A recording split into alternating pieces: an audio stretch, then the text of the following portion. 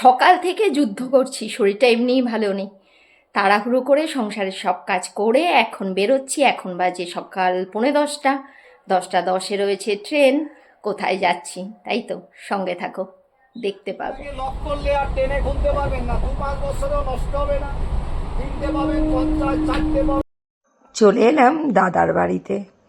মধ্যমগ্রামে প্রতি বছর দাদার বাড়িতে শিবরাত্রির পরের দিনকে বার্ষিক মা তারার পুজো হয়। এখানে রয়েছেন প্রতিষ্ঠা করা মা তারা। আর গত বছর আসতে পারিনি। গত বছর এই শিবরাত্রির দিনই আমি গিয়েছিলাম মথুরা, বৃন্দাবন, দিল্লির উদ্দেশ্যে। আর এই দিনটা আমি মথুরাতে ছিলাম, মানে পুজোর দিন। তাই এবছরটা তো কিছুতেই মিস করা যায় না, না পুজোর দিনটা।